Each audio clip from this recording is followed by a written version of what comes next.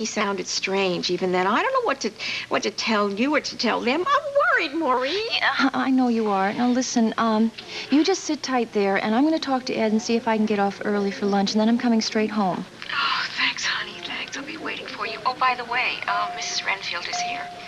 What is Mrs. Renfield doing there? Well, she was here when the police officer arrived. Honey, she refuses to tell them anything or discuss anything about why Tony's been spending time over there or whether it has anything to do with Nola, which is what I suspect. I can't help worrying and wondering if Nola and Tony are hurt or... No. Mom, just don't think about that. At least not now. You just stay where you are, and I'll be right home. All right, honey. Okay, And thank you, dear. Yeah, I'll make it as quickly as I can, and I'll see you in a while. Maureen, what happened to Tony? Well, the police found his car abandoned out near some woods at the end of Thornway Road, and the keys are missing, and there was a crowbar in the front seat. A crowbar? With blood on it.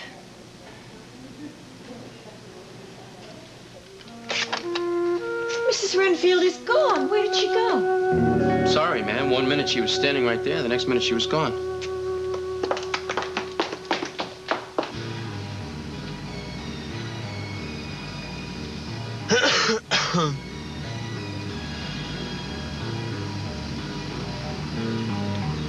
Where are we? It's okay. I let a couple cars get between us and Loomis. I didn't want to take a chance on him seeing us. How you feeling? Fine. Anthony, listen, you have a better knowledge of this area around Springfield. Do you have any inkling as to what direction we're headed in? Yeah, I'd say northwest. Uh-huh. And what's northwest? Well, Michigan, Wisconsin. I see. Well, I guess we really won't know where we'll be until we get there sometime around dark. I remember Loomis saying something to Silas that he won't arrive at the meeting place till after dark. You know, I've been thinking about it, Mr. McCord. I can't figure out what Margarita means or what part it's going to play in this whole thing at all.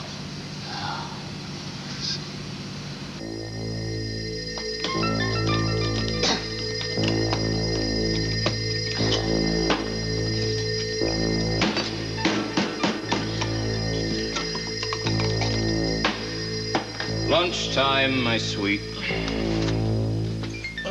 No. Oh, what's the matter? Don't you like the high cuisine we serve here? I'm not hungry. I can't eat. All right. In that case, you can just drink your lunch. Come on. No. No? It'll just make me sick again. Well, no, that's the last thing I want, but it's not the water that's making you sick. I've been drinking it myself, and it's fine. Now you drink. I want you alive a little while longer. Okay, have it your way. You know what you're doing, don't you? Just making it easier for me. I was going to finish you off once I get what I want, but looking at you now, you're already half dead.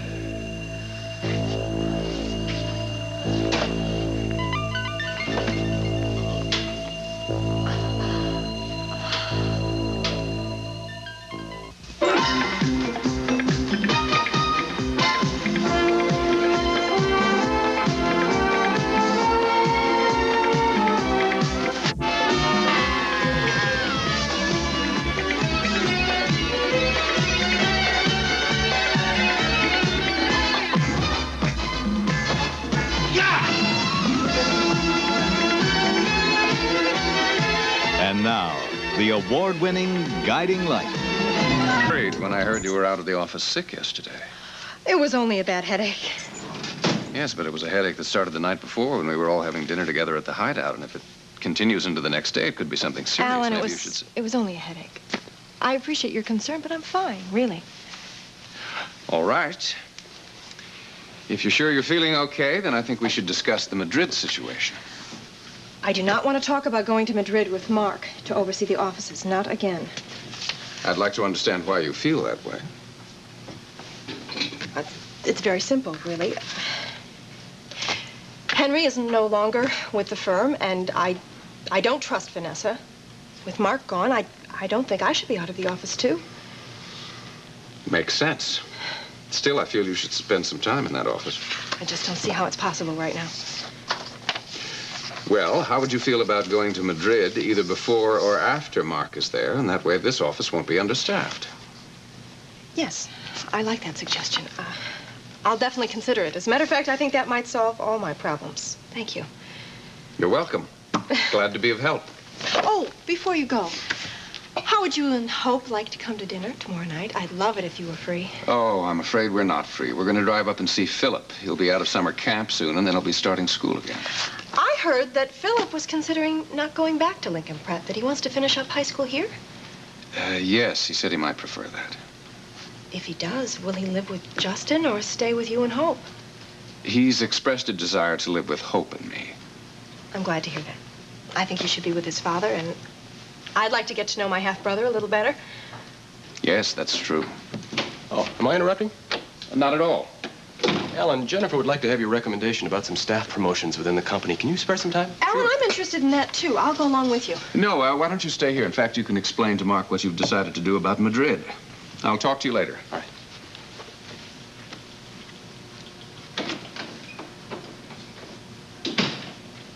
I've decided to go to Madrid. Have you? Yes, but I'm going either before you leave or after you come back. That way, we won't be so short-staffed here. But I plan to show the office to you. I think the local officers can do that. Thank you anyway. Amanda, why are you doing everything you can to spend as little time with me as possible? This is a perfect opportunity. I think it's better this way. Better for whom? Amanda, I want to spend some time with you. I need to spend some time with you. Don't you understand that? I understand that. Don't you understand that I have other things going on inside of me besides my feelings for you?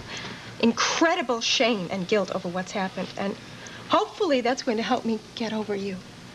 If you can get over your feelings for me that easily, then you never cared for me the way I care for you. God, that's not true. I love you very much. And I want you, but I can't have you. I know that now. Don't do that. I need to touch you. I don't want you to touch me. Don't you understand what it was like for me to listen to my mother go on and on about how her husband might be having an affair with another woman? Jennifer, only imagine that. She said herself it was just a foolish fear. Mark, you haven't given her any reason to suspect anything? Other than the apartment, no. My mother's a very gentle, sensitive woman. Certainly she'd know something if suddenly her husband wasn't. Well, yes, in that way, things are different between Jennifer and I, don't you? Don't you think they should be? Yes. When my mother told me about her fears, all I wanted to do was tell her the whole truth, but I knew what that would do to her, and I couldn't. I don't ever want her to know. I don't want you to tell her, and I have a meeting with Alan and my mother right now. Oh, things are going just as I planned again, Amanda. Let's go, gang. I'm a major general in the morning, and the drill... So before I left the office, Ed called Larry Wyatt's office to let him know what the situation is. Oh, good. I'm glad about that. Oh, thanks, honey. You know what's got me even more worried? I mean, on top of this business about finding Tony's car, is that when I finished talking to you and I turned around, Mrs. Renfield had gone. I'm telling you, that woman is hiding something. She knows something about what's happening, and she's not telling. Well, what makes you think that? Oh, you should have seen her. She was so nervous and edgy. And when I asked her if this had anything to do with Nola, she wouldn't tell me a thing.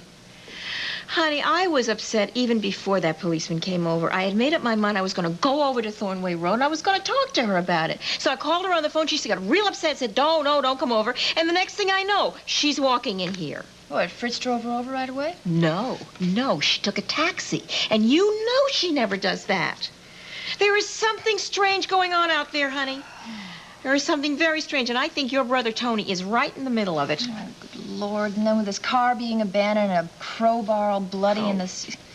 Well, I had to tell Hillary about it. I mean, she overheard part of the conversation anyway, and she's so close to Tony that she's a nervous wreck now.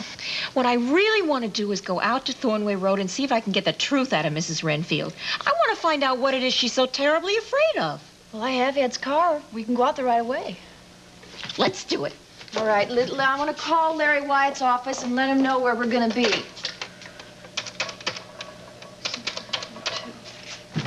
It's very good that I stayed here instead of driving you to Mrs. Reardon's boarding house, because the minute you were gone, Miss Manzini came in. Yes, she was probably watching the house, waiting for an opportunity. Where is she now, Fritz? Upstairs in the guest room. Have you any idea what she's doing? Yeah, she's packing. And she says she's planning to leave the minute she's finished. I cannot allow her to leave until I've heard from Mr. McCord and know for a fact that he's all right. Ah, but there's no stopping Miss Manzini. She has a terrible temper. Her temper doesn't worry me. Now, Fritz, I want you to take my keys and lock her in her room. What? Lock her in? Miss Manzini? Fritz, please, do it now. Hurry before it's too late. Yes, whatever you say, Mrs. Arensby.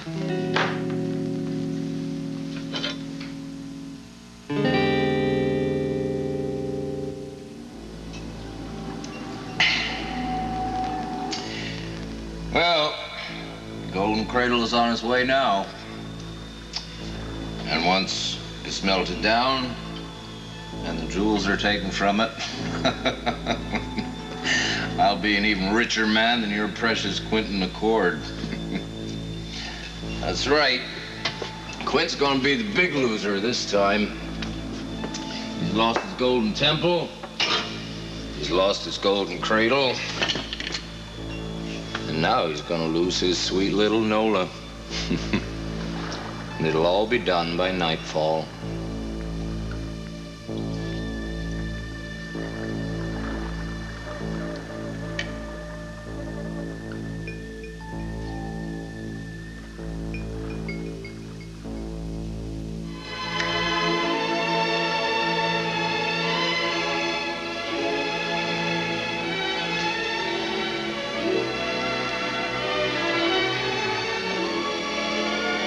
Thank you.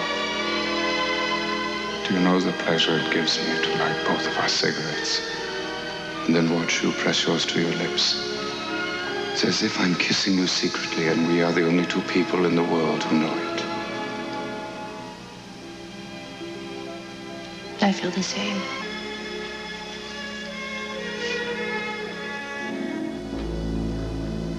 I'll never forgive you, Nola. I still blame you for what happened on the island. How can I ever forgive you for that? Well, Quentin and Helena are probably happy together now. They probably haven't missed me. I bet they don't even know I'm gone. Floyd probably asked Kelly Louise. Oh, I feel so sick. Oh, Quint probably hopes I'm dead by now. I've brought him nothing but trouble.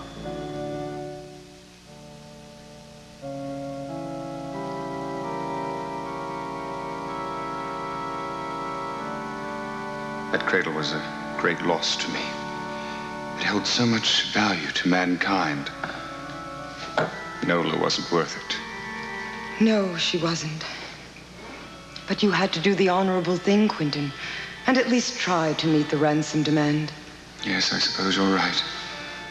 Noblesse oblige. Oh, please don't dwell on it. You mustn't. We'll go away together and find a new quest. And you'll forget all about Nola and Springfield. Your bags are all packed, and the house is all ready to be closed up. Now you can go on your honeymoon. Any time after your wedding. Oh, thank you, Violet. Oh, Quentin, I've planned such a beautiful little wedding. What arrangements have you made, my precious? Well, I've invited Floyd and Leslie Ann, and their little child, Kelly Louise, of course. They hate Nola now almost as much as you and I do. And Kelly and Morgan Nelson, two more of Nola's enemies, and Hillary Bauer, too. And after our beautiful little wedding, I'll make you forget all about this sordid little episode in this dreary little town, and we'll go to London. And then you'll forget Nola. Why reach for the moon when we have the stars? I've forgotten Nola already.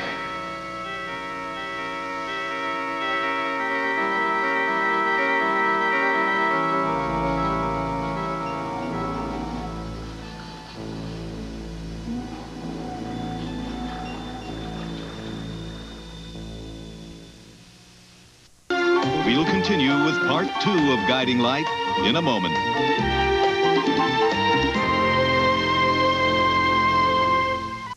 Yes, Brian, I realize you have to return to London to take care of Mona's estate. But I have a better routing for you. Well, I'm planning to go to Madrid, so I'll simply arrange for the company jet. That way I can drop you off in London while I fly on to Madrid, complete my work there. Then I will signal Amanda to come over while I'll return to London to join you there. No, it isn't. Because once I have Amanda in Madrid, I'll go down there for an unexpected visit that she wasn't expecting. Fine. Well, I will expect those reports on my office first thing in the morning then. All right, good. Bye.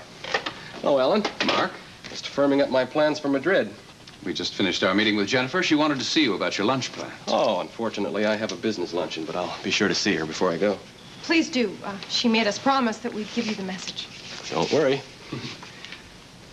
Oh, Ellen, Jennifer and I wanted to have you and Hope over for dinner. Is tomorrow night a good night? Oh, I'm afraid it's not. We're going to drive up and see Philip. Perhaps another time. Well, I'll have Jennifer call Hope and see when you're available. Do that. See you later. Bye-bye. Well, I'd better get back to my own office. I have a few outside appointments to take care of. Goodbye, then. Thank you for everything. You're entirely welcome. Amanda, I want to say something to you. Of course. I realized that when I turned over all of my stock to you, I wasn't necessarily doing you a favor. I know that the responsibility that goes with this kind of position can take over your entire life. You can become a slave to it. I know that to be true. But this company has become very important to me, Alan. I don't mind. Well, good. Let it be important to you. But don't let it consume you the way that I did. You've got to find a life away from the business, Amanda. Creating a personal life has never been very easy for me. There have always been complications. Well, it's not all that complicated. I've discovered how uncomplicated a thing life can be. And that's what I want for myself and for my children, especially you. Thank you, Alan. I really do appreciate your concern. I will try to keep an even balance.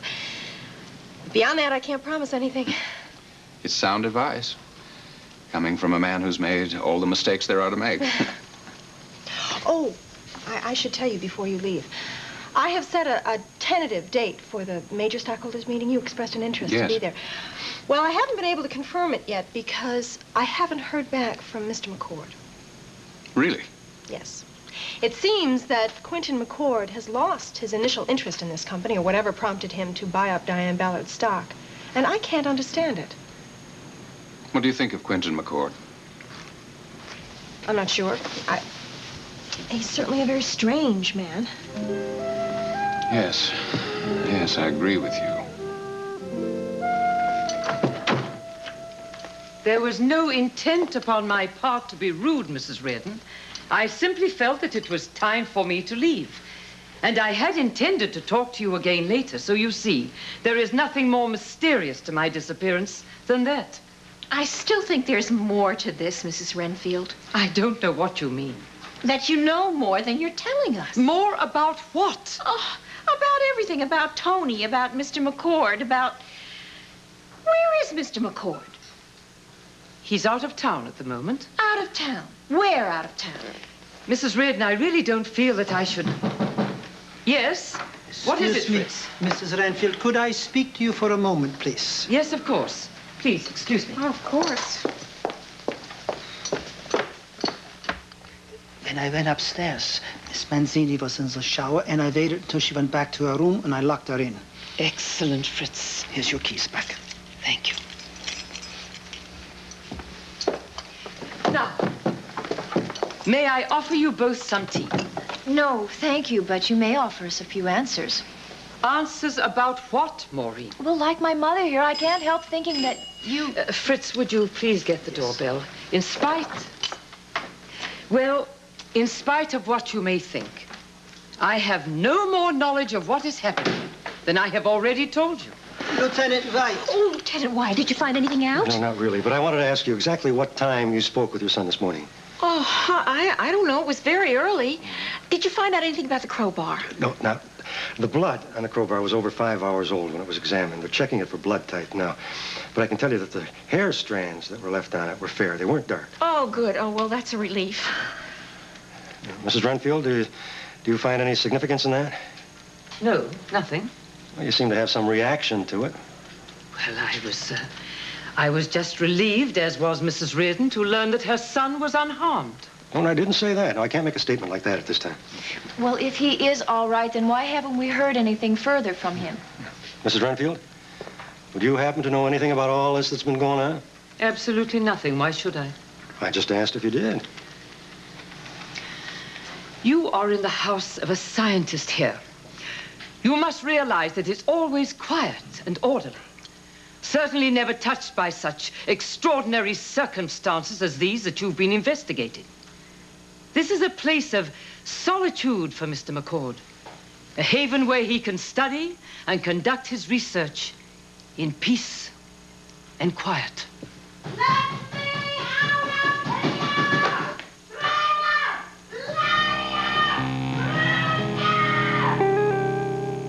And I'm telling you that I know for a fact I was locked in. That door wasn't stuck. Lieutenant, this is a very old house. The locks are old and temperamental. Sometimes they really do stick by themselves. Miss Manzini, would you mind telling me exactly why you think you were locked in? You are a guest in this house, aren't you? What reason would somebody have for locking you in your own bedroom? Well, perhaps Mrs. Renfield was right. The locks are very old, and when I came back from bathing, I probably just let it slip myself and overreacted. You see, I have a slight case of claustrophobia, and it probably just got out of hand. I apologize for making such a fuss. That's quite all right. Well, do you know anything about Tony Reardon's car being abandoned in the cemetery down at the end of Thornway Road? Nothing. Or about the crowbar with bloodstains on it that was found in the car? Absolutely not. I didn't even know there was a cemetery at the end of Thornway Road. Well, there is. Oh. Now, apparently Tony's been spending a lot of time here lately. You don't find that strange? Strange? No, why should I? I just assumed he was helping Quentin with something or other, or perhaps helping about the house a bit. It's not my place to worry, Lieutenant. Well, I'll go back to the station house and I'll file a report. I'll see if they've done the fingerprint check yet. Fingerprints? You found fingerprints? Yeah, they managed to find 3 perfectly good fingerprints on the weapon. I'm hoping we can match them up soon. And I hope that none of you has made plans to leave Springfield. Because if you have, you're going to have to change them. I can't allow anyone to leave until this matter is settled. Now, wait just a minute. You can't do that. You see, I was just packing to leave for Europe, and I plan to leave today. Yeah, well, I'd advise you not to do that, Miss Manzini.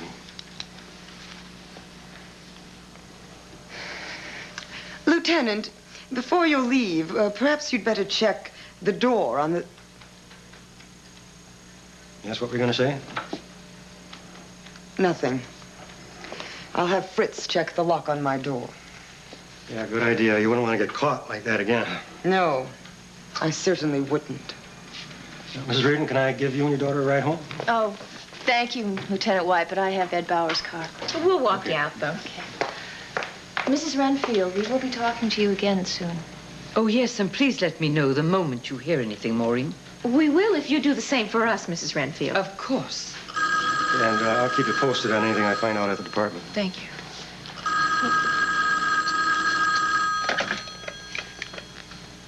Mr. McCord's residence? Mrs. Renfield? It's Tony Reardon. Mr. McCord wanted me to call you and tell you that he's just fine and that you won't be hearing from us again until after dark. Where is he? Well, he's back in the car. I didn't want to take a chance on having Loomis recognize him. See, the only reason I got the call is because Loomis stopped in this diner and he went in to get something to eat. Well, I'm very glad you called. Your family have been very worried about you. The police are concerned about you too, Anthony. Tony! Oh, don't let him hang up. I want to talk to him, please, please. Anthony, your mother wishes to speak to you. Thank you. Tony? Where are you? Are you all right? Sure, I'm fine, Ma. I told you that this morning when we talked, right? No, but I've been worried sick ever since then. Why? Because after you called, the police came over, and they told me they found your car abandoned in a cemetery, and that there was a bloody crowbar in the back seat. Terrific. Now, what does that mean? Mom, I'm fine, okay? There's nothing for you to worry about. Nothing happened to me. All right, honey, but what is going on? I know this has something to do with Nola. I know it. Mom, I really can't go into it now. But look, all I can tell you is I'm fine, and I'll call you again tonight, I promise. I'd like to talk to him, too, Mr. Reardon. Okay, honey. Lieutenant Wyatt is here, and he wants to talk to you. Here he is. Thank you. Tony? Tony, are you there? He doesn't answer.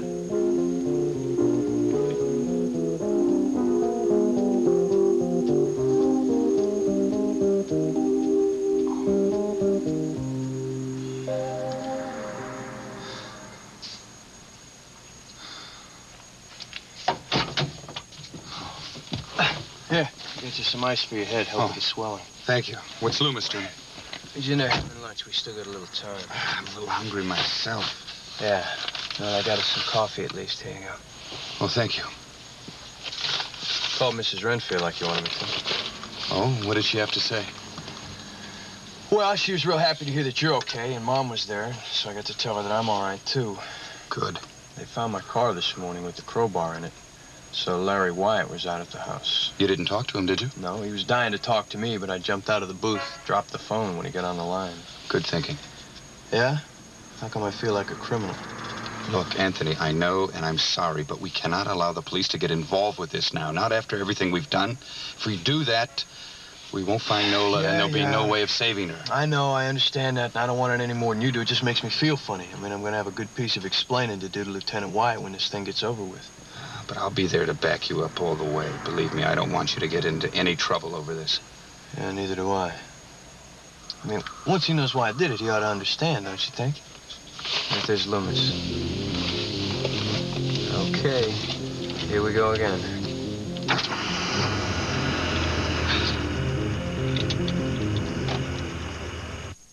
Hello, Hillary. Oh, hi, Alan. Anything I can do to help you? Yes, please. Is Ed Bauer free? Oh, he's tied up at a meeting right now. No, that's too bad. Do you know how long he's going to be involved in it? Well, probably about an hour. It's his first day back, so he's really on a tight schedule. Well, could I leave a message for him? Sure, sure. Just tell him that I'd like to talk to him when he has a free moment. All righty, will do. I'll tell him as soon as he gets out. Thank you. I must say you're looking well. Oh, thank you. I'm feeling pretty good. And we're sorry that we haven't seen much of you lately. Well, I've been babysitting Samantha for Justin, but that'll be over with soon, so I guess I'll have time to do more socializing. Well, when you do, you've got to be sure to come by and see the new house. Okay, that sounds great. Are you enjoying it? Enormously. Oh, good. I know Floyd's getting a big kick out of your old place. I'm glad to hear it. Yeah. Is Bert around? Oh, I think she's in the cafeteria, but if she's not, you could try the third floor. All right, thank you. See you soon. Bye. Bye-bye. Hello, Justin. Hi, Alan. How are you? Fine. Do you have a moment to talk? Yeah, sure. I just want to tell you that Hope and I are going to drive up and see Philip tomorrow. All right. I'm sure that one of the topics that'll come up for discussion is whether or not he's going to finish high school at Lincoln Prep or come back here to Springfield. So I think you and I should reach some sort of decision now as to where he's going to live. Well, I certainly expect Philip to come and stay with me. Yes, I realize that. Why, is there some problem?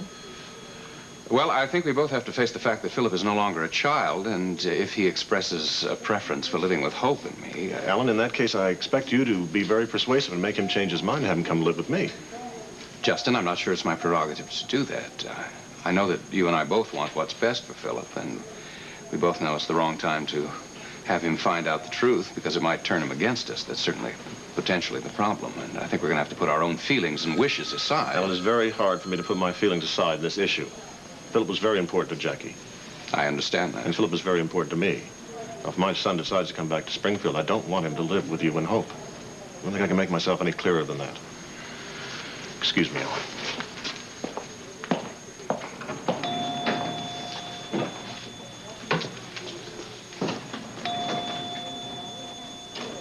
There you are. I've been waiting for you. Have you found out anything? Yeah, we found out a little bit, but I'll have to fill you in on it later. Really, I have to get back to the meetings with Ed. He's probably lost without me. Okay, I don't want to hang you up. I'm just so worried. Yeah, listen, I can tell you that Tony called Mom this morning. He said he's all right. Oh, good. That's such a relief. Yeah. Listen, Hillary, I know you know more than you've been willing to tell us, and I'm not going to press you, but maybe you should know that Tony's going to call back again tonight. Could I be there when he does? Yeah. Yeah, listen, why don't we go to the boarding house directly after work, and I think I should warn you, though. You better be ready for a cross-examination from my mom, especially if she sees the expression on your face now. Fourth floor, Miss Bauer. Hillary, it's Amanda. Oh, hi, Amanda. I was wondering if Sarah might have some free time to see me today. No, she's busy with an internal medicine patient today. I see. I could give you some time tomorrow. All right, let's do it then. All righty, let me just find the free time. Have you heard from Morgan? Yes, she stopped by the office to see Mother. She should be on her way to New York by now. Well, that time will be fine. That's all right, Hillary. Tell Sarah I'll see her then. Bye-bye. I take it that you've made an appointment with Sarah McIntyre. Yes, for tomorrow morning. Is there something you wanted? Why are you seeing Sarah? You know very well why I'm seeing Sarah. We've been through all of this before. I don't want to go through it again. I'm going to get over my feelings for you, and I'm not going to be trapped into any more situations like going to Madrid with you or even being in the same office with you unless it's for business. Don't stare at me like that. It's all right, Amanda. I'll wait. Wait for what? For you to come to me. And you will come. No one will be able to help you get over the feelings you have for me. And one day when they become too strong for you to resist anymore, you will come to me. And I'll be waiting.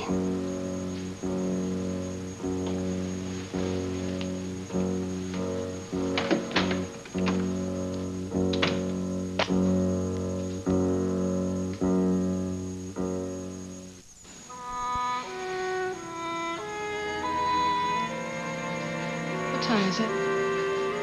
It's about 9:15. Nobody ate very much. Oh, I'm sorry, Bea. It was really good. We're just all so worried. I know. I understand. I wasn't very hungry either. Why, it's getting dark out. I know. Mom, what did Larry White say when he called? Well, he said that they found your brother's fingerprints on the crowbar, but they found somebody else's, too. And they can't identify those. And thank heavens it was not your brother's blood on it. Well, how'd they know that? I told them to call Dr. Davenport. He's the family doctor. He knows. So now they don't know whose blood is on the crowbar. Hillary, listen, I know I promised you that I wouldn't ask any more questions. And I understand and respect the fact that you gave Tony your word. But... Mom. Well, let me ask her the question. Listen, there's one thing that's bothering me. You know the letter that we got from Nola? I was very relieved by it. But I couldn't help noticing that Tony wasn't very relieved at all. Now, Mom, I just don't... Please don't Hillary, interrupt. I haven't even asked her yet. Hillary doesn't mind. Well, yes, she does. Oh, it's all right. It's all right. Well, You could ask me. I can't guarantee that I could tell you. honey, all I want to know is if Nola has anything to do with this. Hillary already told you that she can't tell you. I'm not asking her to betray any confidences. I just want to know if Nola has anything to do with it. I have to know. You understand that, don't you, Hillary? I have to know.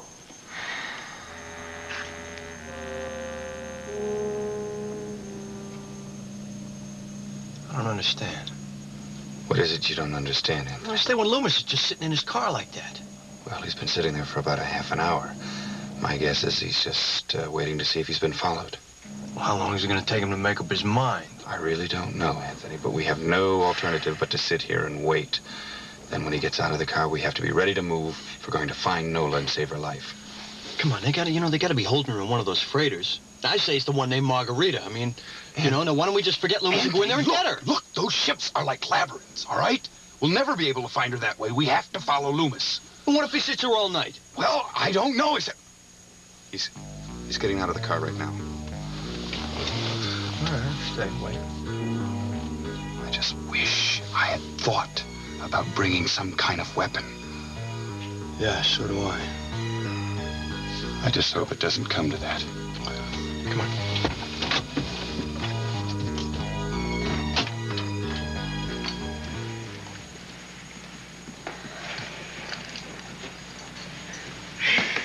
Violet, will you please sit down? You're making me as nervous as you are. I have every right to be nervous. I cannot understand why I haven't heard from Mr. McCord. I told Quentin from the very beginning that he was a fool to think he could find Nola alive or try to outsmart Cyrus and Jamie. Together they make a very clever and lethal team. Yes, of course, you would know about that sort of thing, wouldn't you? But I don't want to hear you talk like that anymore. Fine. Bury your head in the sand if you want. I'm simply being realistic. Realistic? You are a traitor, Helena. That's what you are. And I am very well aware that you are the one who hurt Mr. McCord. But when he returns, he will take care of you himself. If he returns. Oh, he will return. And when he does, Nola will be with him. I'll believe that when I see it. Oh, but you will see it, I promise you. Mr. McCord will return.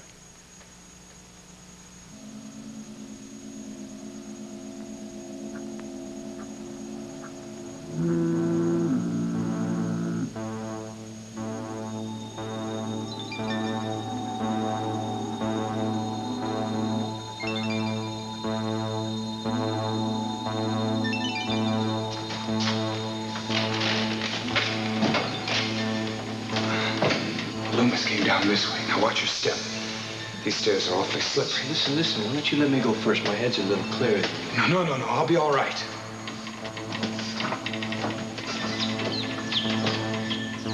What's the matter? Rats. The ship is filled with rats. Come on. We're gonna lose Loomis. I know.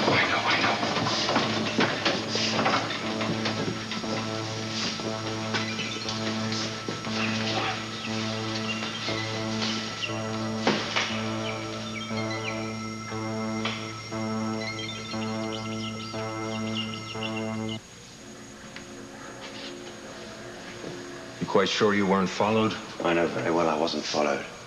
I even sat out in my car on the pier there for half an hour to make sure I saw no headlights come up behind. All right, that's good. I was wondering what was taking you so long. Where's the cradle? I've locked it in the trunk of the car. All right, let's get out of here. Now, wait a minute. What about her? We'll just leave her here. She's half dead already and of no use to us any longer. After she's dead, the rats will finish off what's left of her. You have a cruel streak, Silas. I like that.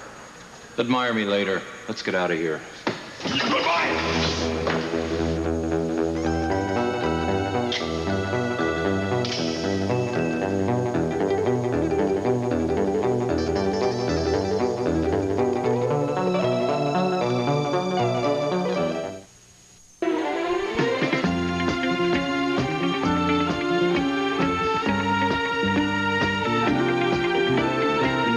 This has been the award-winning Guiding Light.